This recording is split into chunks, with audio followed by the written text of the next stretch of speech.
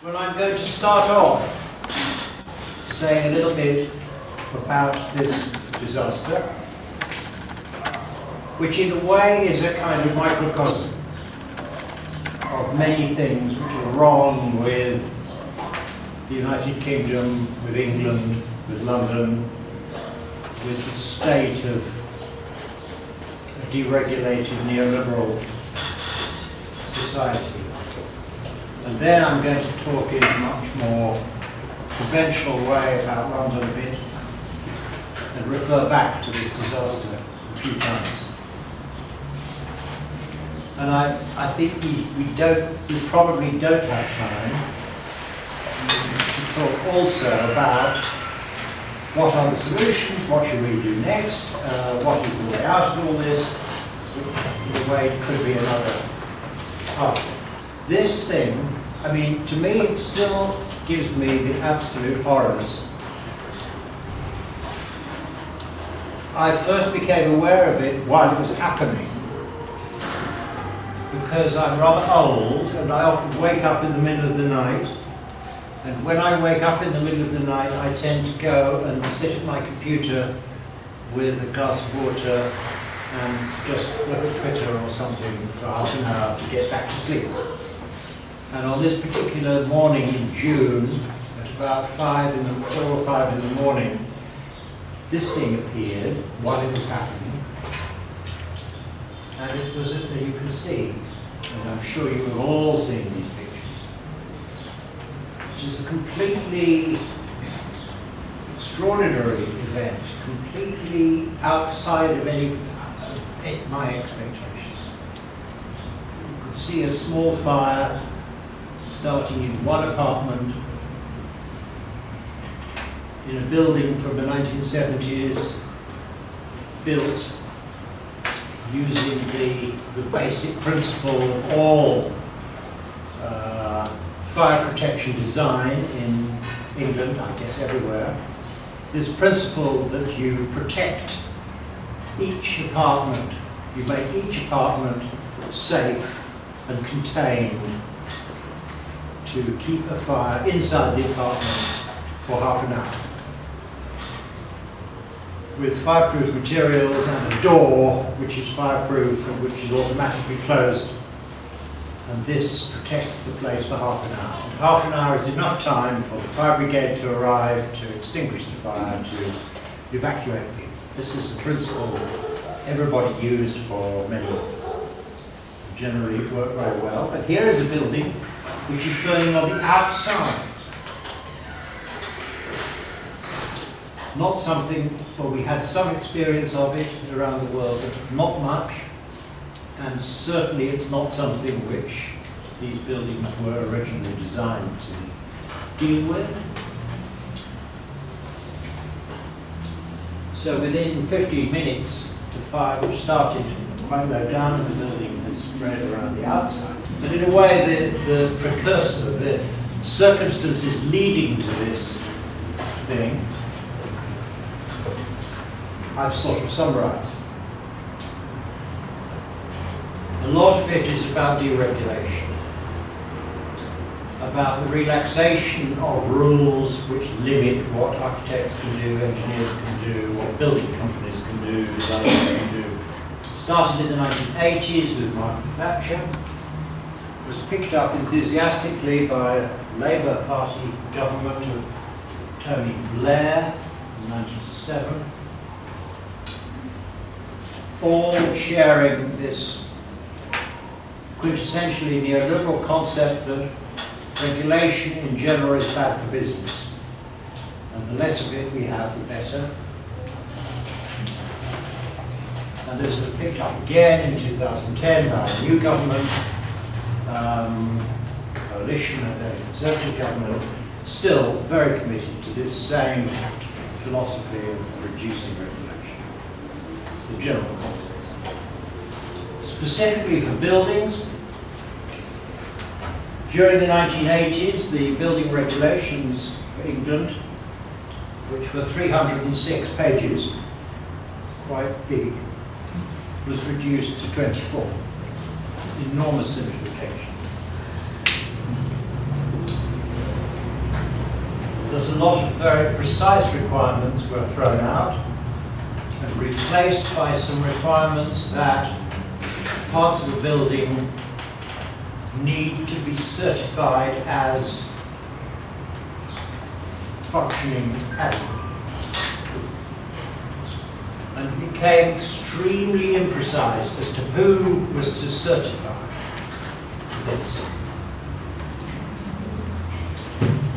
And in the end, to cut a long story short, in the end, it came to the point where the construction companies themselves carried a lot of the responsibility for certifying that what they were doing was safe. Sometimes they would do tests to check safety, but there were provisions for avoiding the tests if you could find somebody to do a desk study, to look at the material and consider whether, on balance, as a matter of professional judgment, it would be satisfactory. So this is an immense weakening and dilution of the control mechanisms. And the government inspectors who are supposed to inspect buildings during construction and afterwards were carted numbers, so they couldn't do so much. Now this became really critical in the 1990s when, like every other country in Europe, and in fact partly encouraged by European legislation, the UK started thinking about improving the insulation of concrete buildings constructed in the 60s and 70s and before, when really nobody gave much thought to thermal performance of buildings. So here was this imperative to save heating costs, to reduce pollution, to reduce carbon dioxide production and so on. And into this vacuum, if you like, came manufacturers of retrofit insulation materials, particularly, which you must know here, these slabs of 150 millimeters of, I can't remember what it's called, but sort of styrofoam type of material, yellow, mostly yellow, which is very good insulator, but inflammable.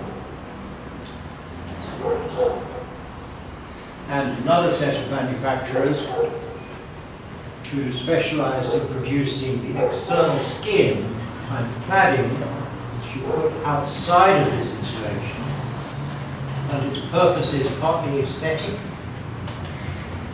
looks nice, and partly it is to keep the rain away from the insulation material, so you have this surface layer which is itself a sandwich of aluminium sheet with a thin layer of highly inflammable plastic in the middle and another piece of aluminium, and that sits 50 millimeters away from the insulation and makes a ventilation space between insulation and cladding in order that the water doesn't accumulate. This sounds fine.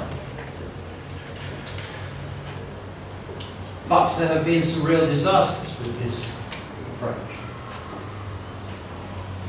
There were disasters in Dubai where a big hotel building melted down rather like this.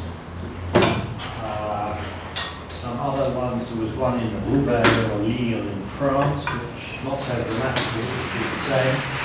And then there was one in London in 2009 on a very small scale, but with a similar effect.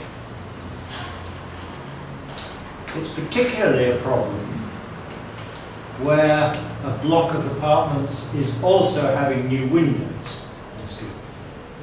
Because the windows in 1960s and 70s apartments were typically metal frames, which are very bad from a thermal point of view. They conduct heat really well, and usually with a single layer of glass. So the replacement of those with modern windows was a high priority, just like Italian. But the cheap way to do that is using PVC, UPVC plastic windows, which again are inflammable. Plastic is inflammable. And what never seems to have happened is that anybody seriously tested the combinations of these different materials in real situations to see how they could be made safe. There were a few individual, especially knowledgeable and passionate and principled architects, engineers, fire experts who kept saying, this is not okay, this is not safe, we should not be doing this, but nobody listened. And so, really it is a, there were lots of warnings, but they were never heeded. In the UK, and especially in London, there was quite a large stock of social housing, housing produced by municipalities. And by the 1990s, it was becoming a matter of national government policy for a lot of this housing to be handed over from municipalities to independent organizations to manage. There were various different forms, but in this case, which was the thing called the Kensington and Chelsea Tenants Management Association, was constructed as a special company to take over all the ownership, not quite the ownership, the management and maintenance of all the municipal housing in this quite large municipality. And there have been some very strong criticisms of that organisation and others like it all over the country for failing to do their job responsibly, for behaving far too commercially, and for failing to listen to their tenants, pay attention to alarms and warnings and so on. One last little thing which has contributed to this disaster, but in a smaller way, is that the space around this tower, in common with many similar buildings, had been the subject of all sorts of landscape changes, the addition of sports pitches, basketball courts, and other bits of urban equipment, all very nice to have, but the effect of this is to occupy the space around the building, so that when this disaster happened, only one fire engine, only one machine could actually get up close to the building. The others had to park in adjoining streets and somehow make as best they could. So there are all sorts of real failures here, professional failures, technical failures, corrupt business practices, I would say corrupt government practices. There was a parliamentary debate in the British Parliament about all this in 2010, and a Conservative Lord, responding to the debate, said this, that the actual words, I think, are very important. This was about the installation of water sprinklers in blocks of flats, not installation, in connectors. He said, we recognise the significant role which sprinklers can play in life and property protection and in public safety, but we do not consider that it is necessary for the government to dictate to the business sector how to manage its business risks. If the fire industry or fire and rescue service considered that greater fire protection would be good for UK business, they should take the case directly to building owners rather than to government. So this is, I would say, is a quite amazing encapsulation of a kind of attitude. Public safety is a very minor matter. It's a matter of business, including something called the fire industry. The fire industry. Strange. So, this was very important, serious background. Fortunately, the building was actually extremely strong. It had been built a few years after the collapse of a famous block, similar size block in East London, a building which collapsed in a serial way. There was an explosion of gas in one apartment, and the floor fell, and then all the floors above it fell like a house of cards. So the whole corner of the building cascaded down, and 6 or 8 people died and so on. And this caused a great concern about the structural solidity of those buildings. So the architects working on this one were really taking enormous care. They didn't use heavy concrete panel slab construction at all. They used a central concrete core, very solid, which has the fire escape stairs and lifts and services inside this core. And they had in situ concrete columns, vertical columns, all the way out. You can see them in corners and twice in the middle of each side, which are cast in situ, join the floors of the building together with the joints. So it's really extremely, you could say, redundant. It has far more strength than needed to support its own loads. A very cautious design. And we now know that this is partly why this building was able to burn so fiercely without collapsing. While it was burning, there was tremendous fear. It burned for 24 hours. During that time, the fire brigade and everybody was extremely alarmed that the building which has collapsed, like the World Trade Center in New York. A lot of buildings have collapsed. It didn't. It stayed intact. The structure stayed intact throughout.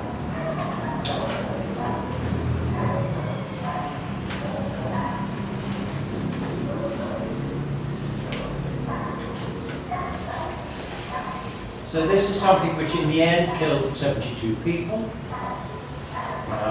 There's some dispute whether perhaps there were more people killed, but that was the official figure. 223 people escaped or were rescued. Out of the 293 who were estimated to have been in the building at the time.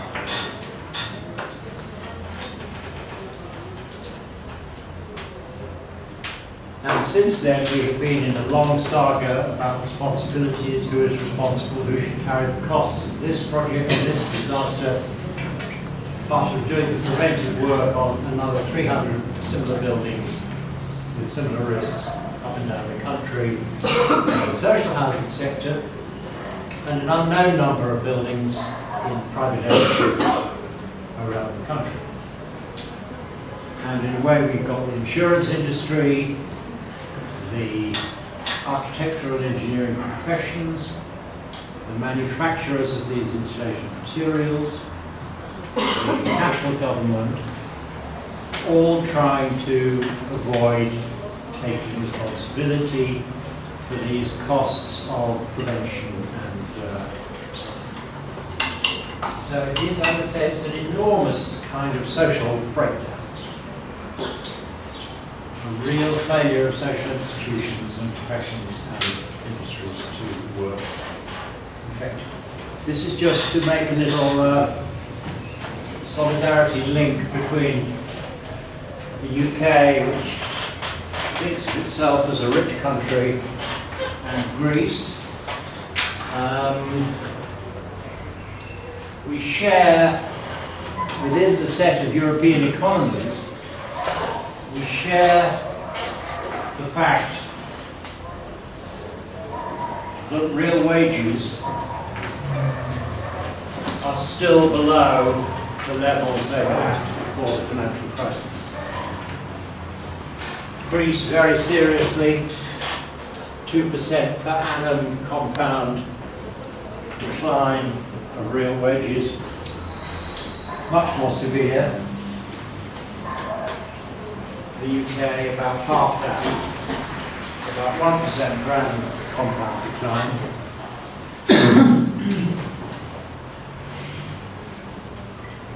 And of course in Greece this goes along with falling GDP.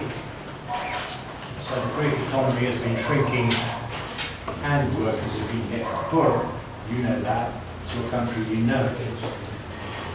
But it is a slight shock for the British to realise that in some respects they're in a similar boat. And they're the only European country in this part of the table. They're the only country in which output has grown, but wages have fallen. Every other country which has enjoyed increases in output, that's all these things here, wages have grown. And this is an important part of the story for London and the housing problem and the land problem in London.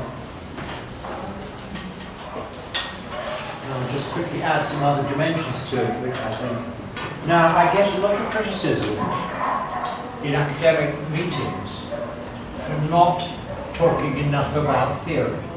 Most of my talking is to citizens groups or students who are quite new to the subject. Students who are just arriving from school or from other fields of study, from geography, from engineering, architecture, other things. I'm not primarily interested in theoretical development.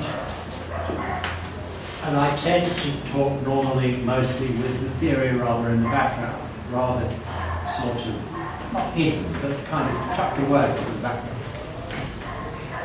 But conscious that a group like this is quite theoretically interested, I was trying to bring the theory a bit more to the front, to be more explicit. Because what I'm doing in this way of talking about London is really to, I suppose, deal with two bodies of theoretical ideas. One is the idea of rent. Rent in the version essentially constructed by Marx rather than neoclassical economists. And the other important concept is agglomeration. Just a little bit about each of them.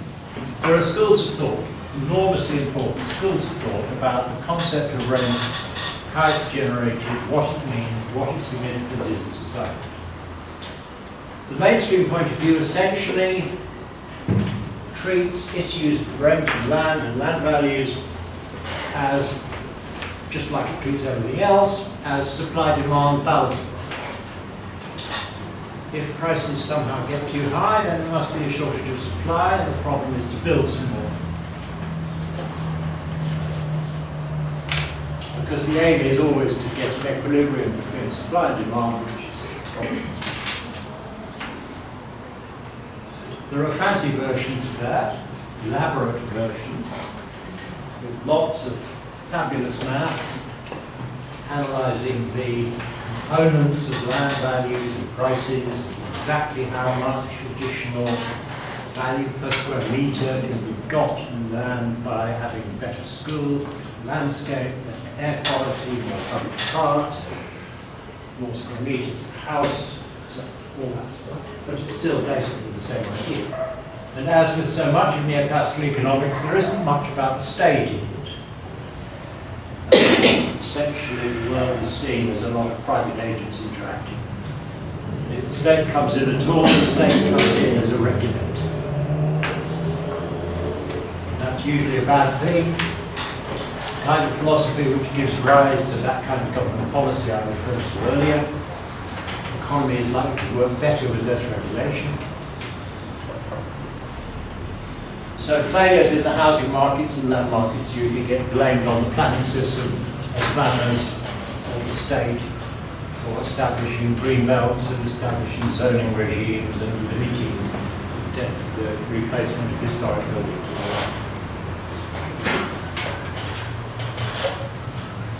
And only a very narrow set of state actions are regarded as acceptable because they're deemed to be correcting market imperfections. It's an externality, a pollution or something, and it's proper role of the state to deal with that. Otherwise, the state should keep up. I'm caricaturing slightly, but not too much. The line of thinking about rent, which comes from Marx and via a lot of more recent writers, notably, I suppose, David Harvey, younger people too as well now, sees rent primarily as a kind of class relations problem, relations between landowners as a class, capitalist entrepreneurs as a class, workers as a class. And the power relations between these classes are the object of study to try and understand how they work, what power different participants have to extract bits of social value.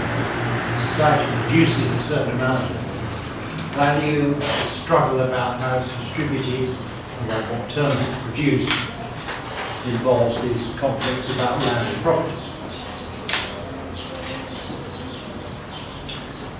But there's a lot of very interesting stuff which I won't go into now, for enthusiasts only, about the different types and forms of regulation which can be found. But we'll come back to what you say. The value of thinking this is that it sensitizes you to the different kinds of possibilities which can be exploited through the ownership of land and buildings. So it can greatly affect the relationship between the owners of buildings and the businesses which occupy the buildings, industries, retail companies, shopkeepers, restaurants, owners, and people from whom they rent their space. And it can play a role, a very important role, in the relations between employers and their workers through the level of rent for housing.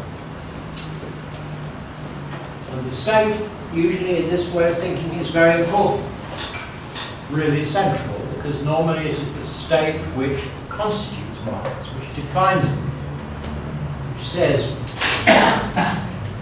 how land can be used, what sort of contracts may legally be made between landlords and tenants, and that in a way that specifies and creates the commodities which then get traded.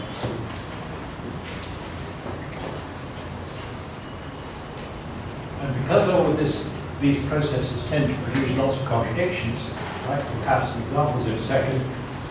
The state tends to get involved in trying to solve these contradictions and deal with problems which arise. So for example, I guess the big one for us in London and probably in cities generally is dealing with the fact that as cities grow, they need more and more infrastructure.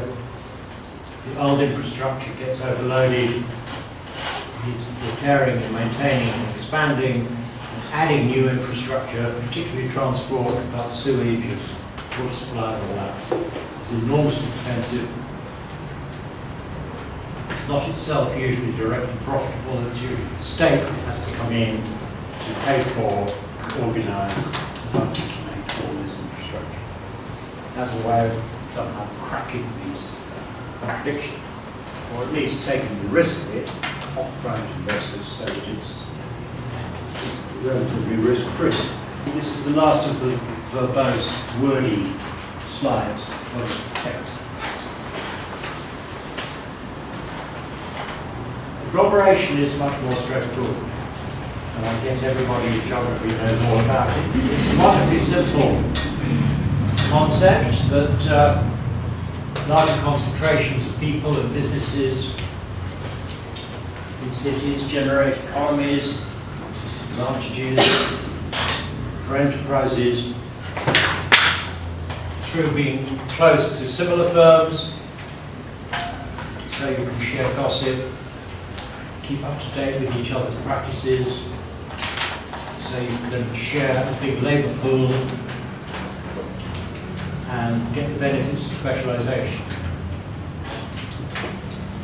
And doing as much as possible of that is the guiding principle of all the London plans. They all say, we've got this fantastic cooperation of financial and business services, advertising, law, accountancy, and we must further develop this fantastic concentration.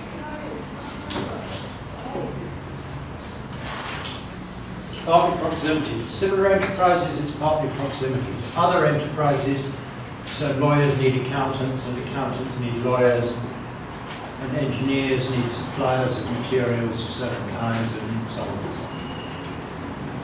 So about the interconnection of sectors. And the economy as a whole can support a better infrastructure, like airports, universities, and all the things which an economy needs, better supported by bigger cities. That's the argument. So those are the positives. But the literature always also says, of course, there may be negative effects of agglomeration, particularly congestion and pollution. This is the London pollution map for which one this is. We've got a whole series for particulate pollutions from diesel engines and nitrous oxide and so on. And London, I guess, like Athens and so many cities, suffers from very severe air quality problems in certain areas. So there's all that. Congestion and delays, increased travel times and cost, and rents. Because as cities grow, typically land values, house prices and rents grow with it, and grow faster and faster. So the bigger the city gets, the more expensive it is to go and live there.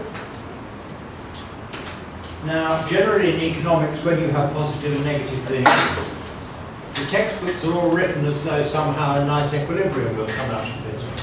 You know, when you get marginal benefits from more city size, you get marginal costs from more city size. Where they cross over is the place to stop. It's lovely. The trouble is they don't cross over anymore because there's nobody getting the benefits and bearing the costs. The benefits are mainly harvested by private interests, landowners, property owners, businesses which employ people.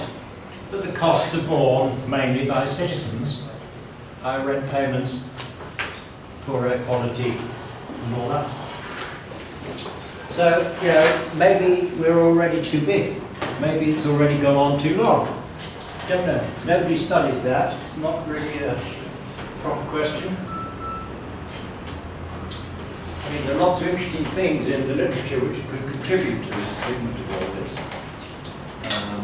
Some EU-level work on the European Spatial Development Perspective really targeted this in a very pussyfooting, weak, pathetic way. I think from the European Spatial Development Perspective. There are interesting things in gender studies about the way in which different city sizes and structures and cost structures impact on men and women. And a lot of equalities literature about impacts on different ethnic groups, people with disabilities and so on. But nobody ever knits it together yet into a general discussion. Okay, end of all that. Now a bit of just London storytelling. This is the population trajectory that we're living with. I mean, like so many European cities, London is a city that grew through the 19th century, continued to grow in population up to World War II. That stopped it.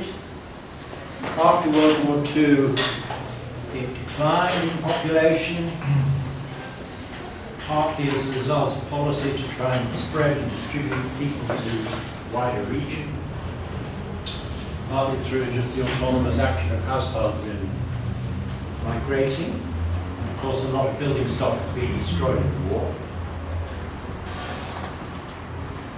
And then, in about the mid-1980s, this goes into reverse.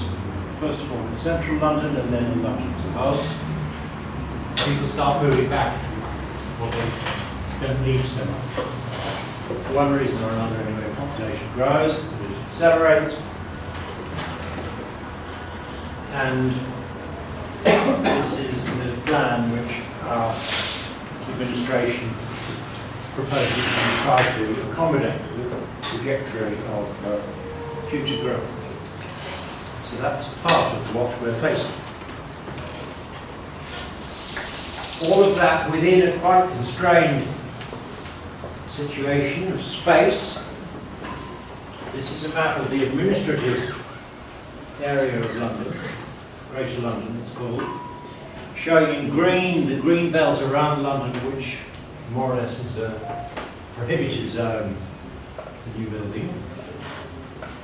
And in red, all areas of conservation which are classified as historically or architecturally important, and therefore it's not that you can't do anything, but it's certainly very difficult to do major transformations, so they tend to be pretty frozen, those areas. So we're operating in a very constrained way, and like with most cities, with a boundary which in no way covers the whole function of the city region. If you look at where commuters come from, there are significant numbers of people commuting into London from hundreds of kilometres away. This is a slightly over-dramatised version of some perfectly respectable data. But, you know, a city like London, and I guess here, so depending on the precise criteria you set, it can seem to be dominating over London. Yeah. As far as employment is concerned, we're in a situation where employment in London has been growing since about the same time as the population started growing back in the 80s, 90s, and it's expected to continue to grow. All these estimates, of course, are made without paying any attention at all to the prospect of Britain leaving the European Union. I'll mention one thing about it. This is a chart which is showing from left to right the level of the degree to which London specialises in a particular industry. So it's got financial and insurance services, information and communications, professional business, real estate, the sectors in which London is highly specialised and strongly compared to the rest of the UK. And those are sectors which are big in London as well. I won't go into that anymore. But the strategy tends to be to say we must stick to this specialised roles we have, encourage and foster this kind of specialisation, not waste time or energy on these not very sexy, not very growth oriented, not very productive sectors at the other end, which is retailing, hotels and restaurants, caring for old people, caring for children, driving all the transport, doing all the deliveries of pizzas and shopping, all that stuff, which is more than half the jobs, gets very low priority, very little attention in the official plan. This is just moving back out again to this very important question about the relative balance of welfare between workers and employers.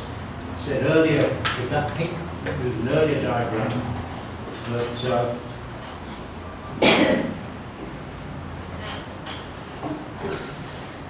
we've been suffering in Britain from declining real incomes of households on average. This is a chart for the whole of the European Union, looking at the share of total GDP going to wages, which is this line. Peaked in the 1970s and has more or less been in decline ever since. So this is not a unique British phenomenon, it's a Europe-wide phenomenon, and indeed it's to be found in North America and Japan and so on as well. A growing part of total output has been accruing as profits of rent, and a shrinking part as salaries. The paradoxical and curious thing about this chart is that if you look at consumption, that's remained remarkably stable. This is consumption as a percent of GDP, and that's remained pretty stable. I mean, how can consumption remain so strong when earnings are, on the whole, declining? Well, the answer, of course, is credit. You do it by borrowing. We'll come to that in a second. What allows consumption to remain high while incomes are static or fall is the growth of credit. Within Britain, London appears to be a rather rich region.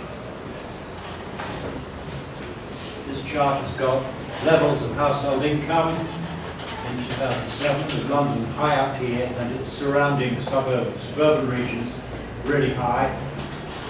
And it's up here because it's had a rather good recovery from the crisis. London has bounced back quite well from the crisis. But that's not taking any account of housing costs. London is very expensive to live in. And if you recalculate this, after people have paid their housing costs, the whole story changes completely, and London becomes the region with much lower household incomes, and far from a recovery from the pre-crisis baseline, actually lost 4% worth of disposable household income. So this is part of a growing pattern of regional disparity within the country through the crisis. See here as well, because this is looking at house prices, showing the course of London house prices since 2008-9, when they actually went down. London house prices recovering remarkably fast and strongly, while other regions of the UK, which is the rest of these lines, doing much as well. So you've got, if you like, increased regional disparities, and this produces enormous affordability problems.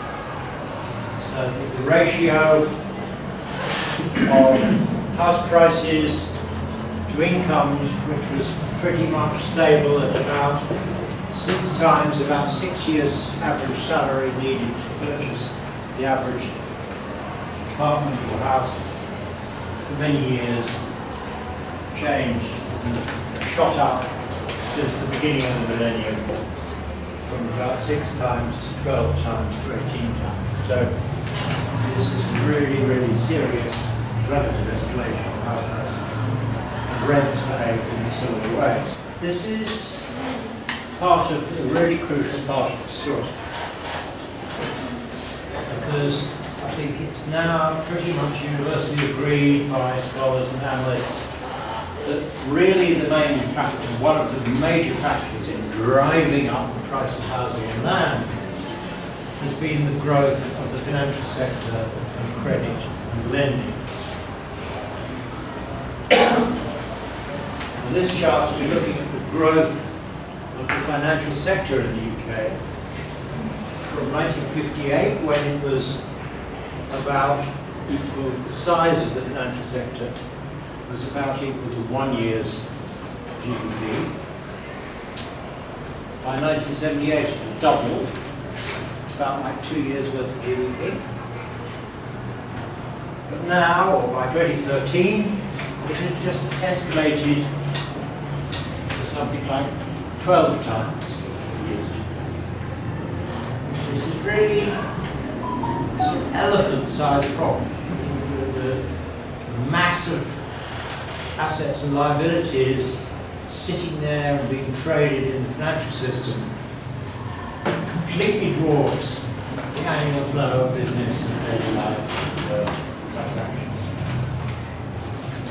And to an internationally quite outstanding degree. So this is not something we share with other countries. This is a particularly British corporate problem. So here we are comparing it with the United States, France, Japan, and Switzerland. Nowhere else has it anything like severe. And this works through into housing because so much of that financial sector activity is lending to households to buy housing, or lending to people who want to become landlords to buy housing to rent out to other people. So this is what happened to the total value of all the assets in the British economy with housing, the value of the housing stock, the money value of the housing stock, escalating through the 90s and through this century to a remarkable degree, taking a little blip down with the financial crisis, recovering very fast and resuming its upward trend. And this is such a problem now that the official government statistical service has started to actually look at it and has begun to try and separate out in all this the value of the buildings from the value of the land. Because this is the total market price of all the buildings. And this is their first attempt at doing this, reaching from 96 to 2016. And the gently growing yellow is the value of the buildings in the housing stock. And the blue is the relative of the value of the land. And you can see that that's where the growth has been, and that's where the volatility is. Discuss that at length. It's very interesting. Not data we've ever had before in the UK. There are lots of tricky issues about how they calculate it, but it is beginning to be interesting. But this is a comparison for OECD countries of the average annual percentage change in house prices since 1970, up to the crisis 2006. So although the figures look rather small, you have to think that 4.5 is 4.5% compound year after year after year for 35 years. So that's a lot. What I was talking about here is a rent.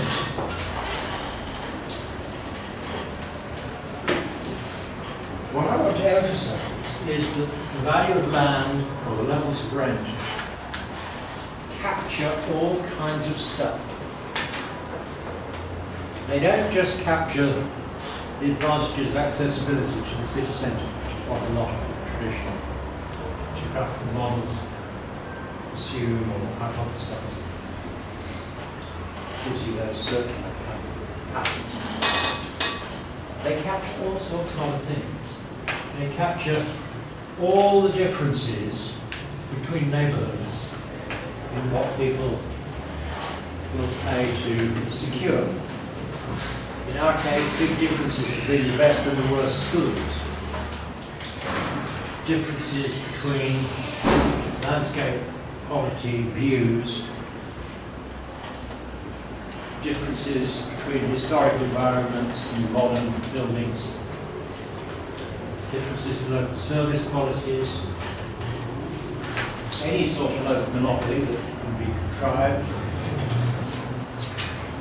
And the owners of land can often capture a lot of the extra profitability that comes from added density. As more capital gets applied to the land, to the higher buildings and denser buildings, a lot of that can be converted into rent. This is a nice map showing estimates of the price per square foot, which would be the same for square meters. For housing in London, and one of the things I think is pretty interesting, when you can see that there's a lot of payment to be in the centre going on here, but there's a strong environmental aspect to that. People are paying highly to be in this centre, which is Kensington and Westminster, the kind of luxury residential bourgeois neighbourhoods. They're not being anything like so much to live near the banking and financial centre, which is there, which is surrounded on the whole by much more run-down, mixed-function, traditionally working-class area.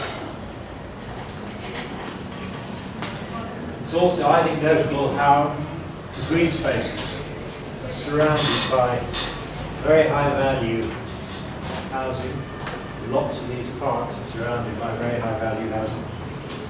And often the biggest as well. A lot of the biggest dwellings are in these very nice environments. It's not captured by that particular map, it's captured by other ones.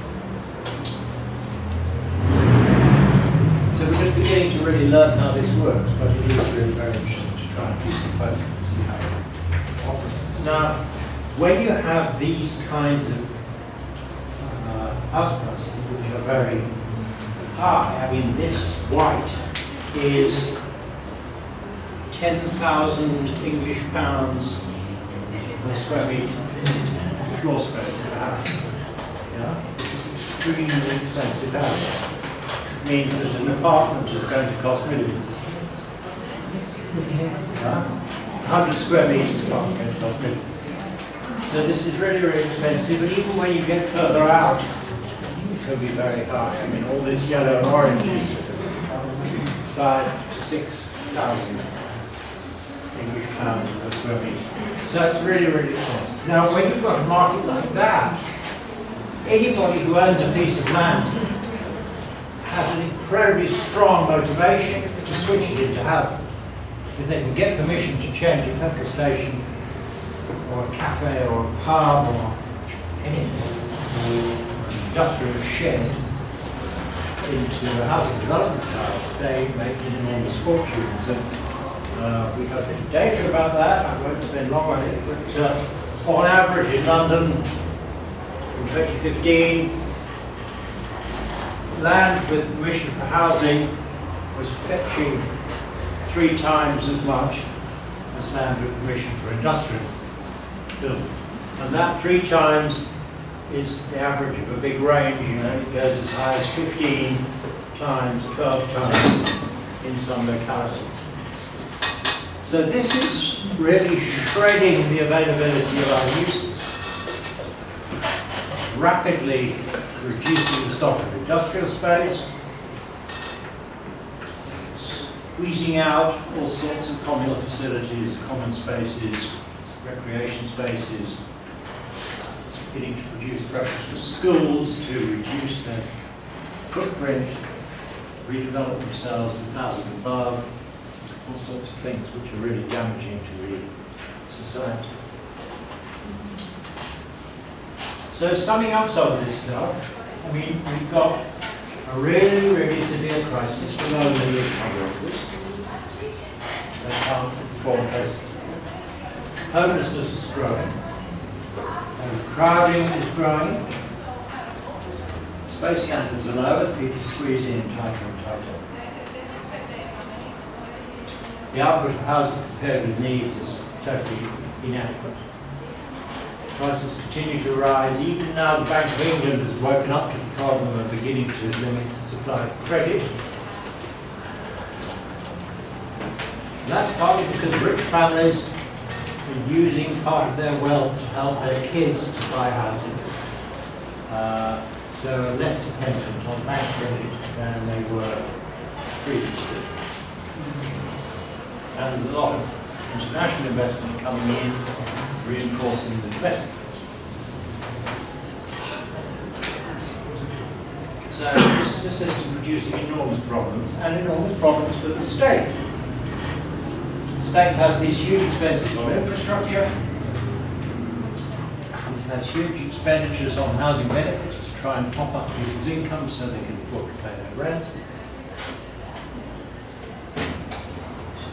So it really is a totally unsustainable situation for almost everybody involved.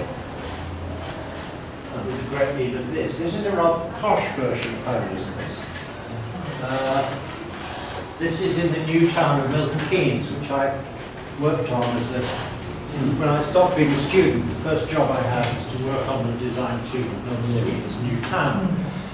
And it turns out to be absolutely ideal for homeless people, because it has all these underclasses. It has loads of places where there are these rather dry, well lit, safe, comfortable, covered areas where the footpath and the bicycle system goes underneath the homes. I mean, I shouldn't joke about it, it's a miserable situation, but it does mean that it's become rather a mecca for homeless people who otherwise have to squeeze in with everything else. Okay, I'm going to stop, I think, now with this one. I've really put together here a whole lot of the things which together add up to such a tremendously unsustainable and damaged city.